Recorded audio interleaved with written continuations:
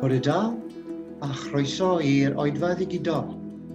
A rwy'n gobeithio yn fawr eich bod chi a'ch teuluoedd i gyd yn cadw yn ddiogel ac yn iach. Robert Powell ydw i, ac ar hyn o bryd wy'n arweinydd Eglwys Capel y Nant yng Nghlydach, Gorllewin Morgannwg. Wy'n ddiolchgar iawn i Undeb yr Annibynwyr am y gwahoddiad i gael siarad â chi y bore yma, a hefyd wy'n ddiolchgar i Rodri Darcy am y cymorth technegol i roi'r oedfa at ei gilydd. Hyd yn ddiweddar, byddai'r gair digidol wedi codi bach o ofon arno i, ond diolch i Rodri, does dim angen i mi ofni dim. Mae heddi wedi cael ei bennu yn Sul yr Amgylchedd, y sul nesaf at y 5 o Fehefin, sef dydd yr amgylchedd wedi bennu gan y Cenhedloedd Unedig. Ac o fewn y munudau nesaf, fe gewn ni gyfle i feddwl ychydig am oblygiadau argyfwng yr amgylchedd, argyfwng y ddaear i ni Gristnogion. Ac yn gyntaf, gadewch i ni nesau at Dduw trwy air o weddi.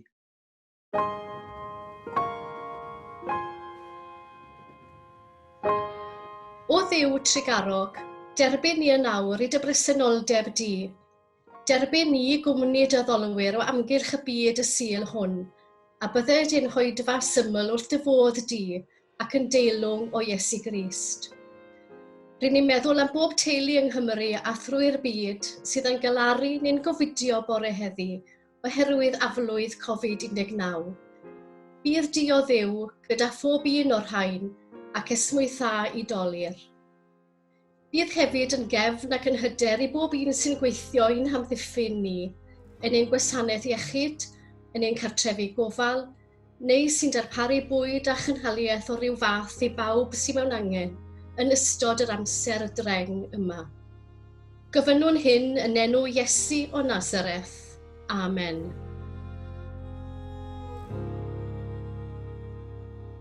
Mae effeithiau mileinig y coronafirus i'w gweld o'n cwmpas bob dydd.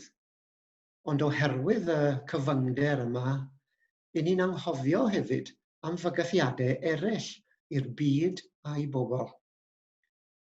Y bygythiad mwyaf oll yw'r difrod i ni'n i greadigaeth Duw, creadigaeth y ddaear i ni'n rhan ohoni.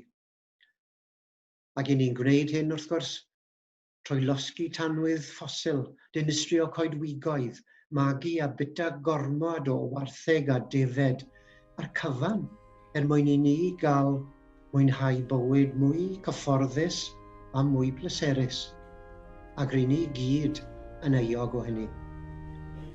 Ond bydd y pris yn y pen draw yn ddrud iawn, yn enwedig i genhedlaeth yn plant a'n hwyrion ni. Gadewch i ni wrando nawr ar eiriau yn hemyn cyntaf ni.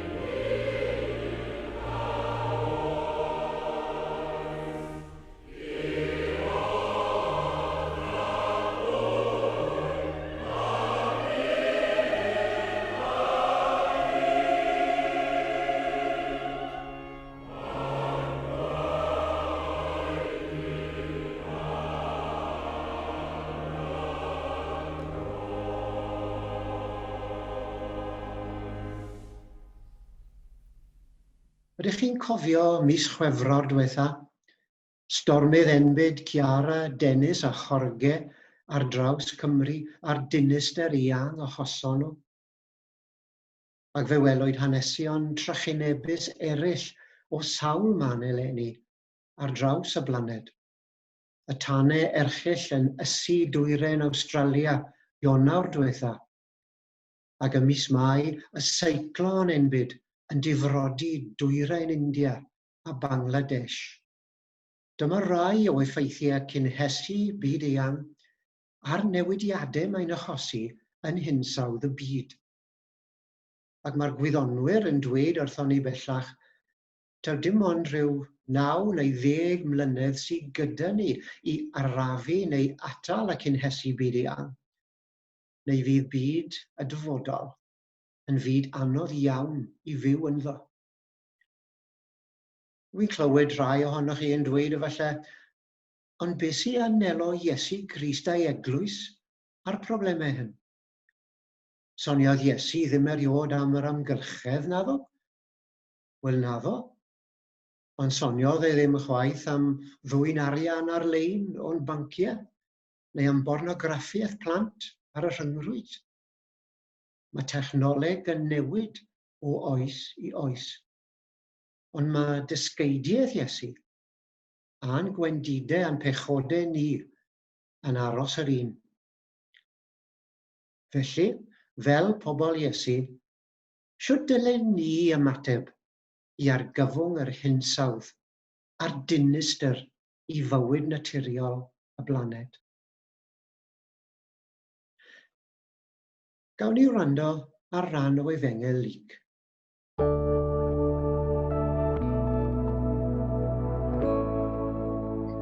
Pan ddaeth yr apostolion yn ôl, dyma nhw'n dweud wrth Iesu beth oedd nhw wedi wneud.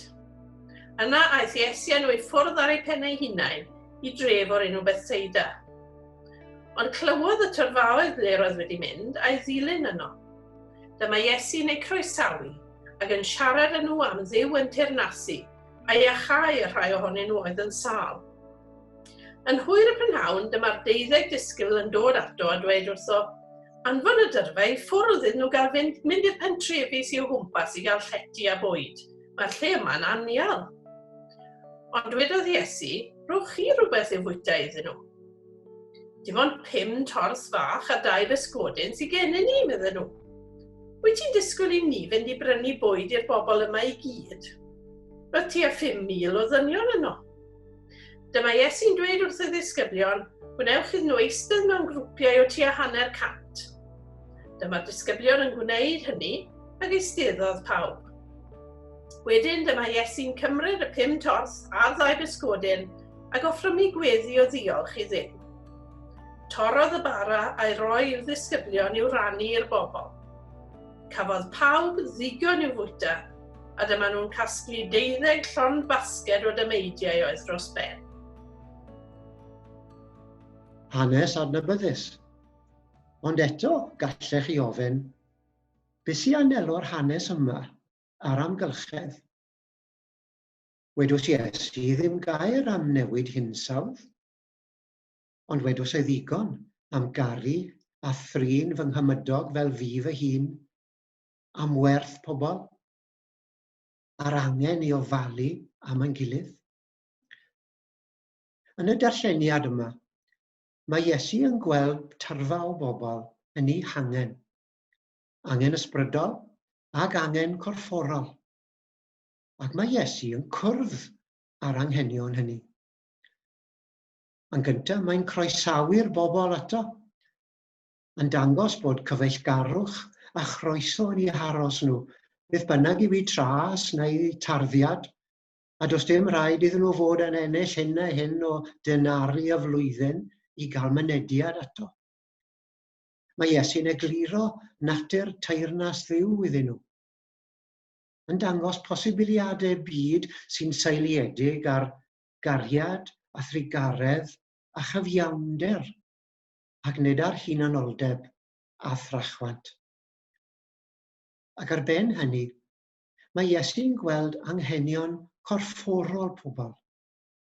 Ar derfyn dydd fan hyn, Mae sdimogen nhw yn wag, ac mae'n cael y disgyblion i rannu'r cyfan sydd gyda nhw rhyngddyn nhw. A wele, mae digonedd i bawb a rhywfaint dros ben. Dyna pam mae argyfwng yr hinsawdd a difrodir amgylchedd a difetha rhywogaethau anifeiliaid a phlenhigion, dyna pam mae hynny'n galw arno ni, Gristnogion heddi. Wath slogan yr ymgyrchwyr dros y blynyddoedd oedd rhaid achub y blaned. Ond i lawer o bobl, beth yw'r blaned ond darn marw o graig? A mae'n gallu bod yn gamarweiniol. Yr hyn i ni'n olygu wrth gwrs, a dyma'r hyn mae'n rhaid i ni bwysleisio. Mae rhaid achub pobl y blaned.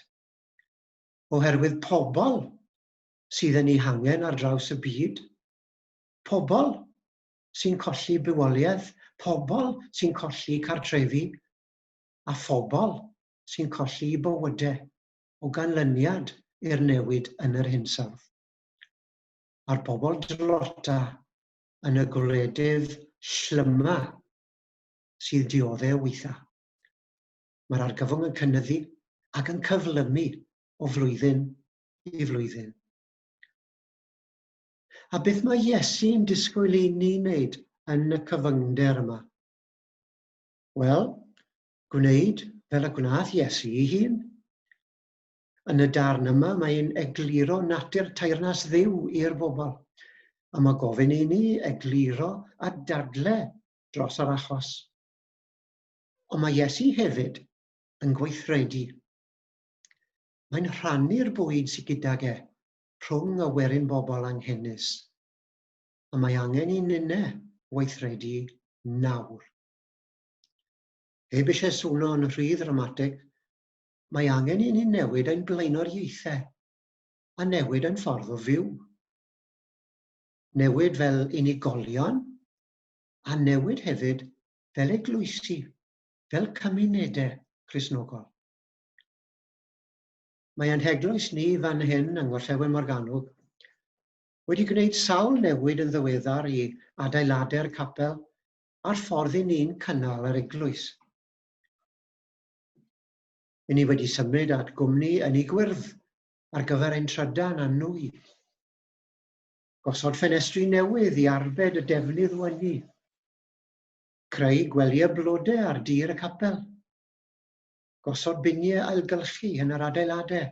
Dechrau cydweithio ar cyngor cymuned i blannu coed a llwyni ger y capel ac yn y gymdogaeth. Codi deiseb i annog arweinwyr y byd adeg cynhadledd hinsawdd Paris yn 2015.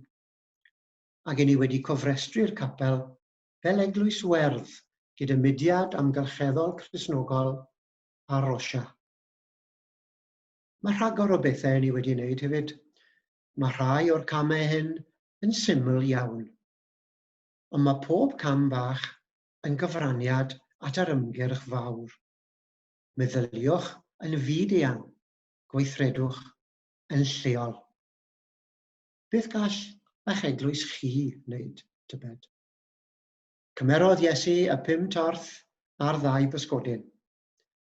Torodd y bara a'i roi i'w ddisgyblion i'w rannu i'r bobl. Yn 2020, yn oes cyfyngder mawr y ddeiar a'i phobl, ni yw disgyblion Iesu. Gadewch i ni weddio. Arglwydd ein Duw, rho weledigaeth i ni ar gyfer dy fyd. Ac ar ein llyged, i ni gael gweld effeithiau'r newid yn yr hinsawdd.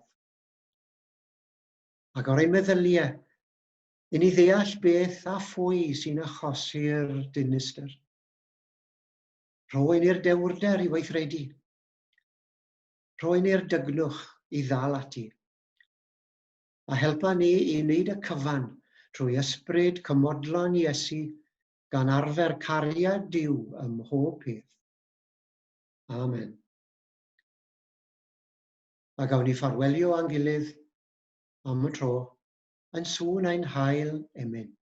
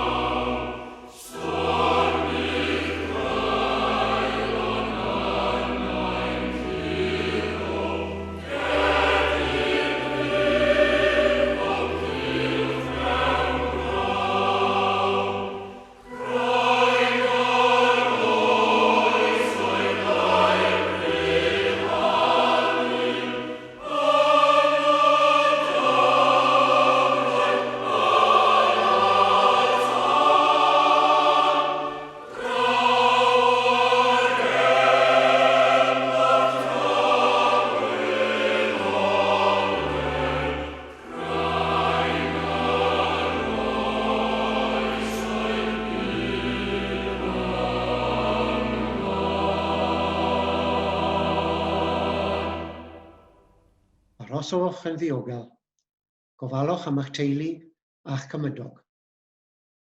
A bydded i ras ein harglwydd Iesu Grist a chariad Duw, a chymdeithas yr Ysbryd Glân, aros gyda chi oll. Amen.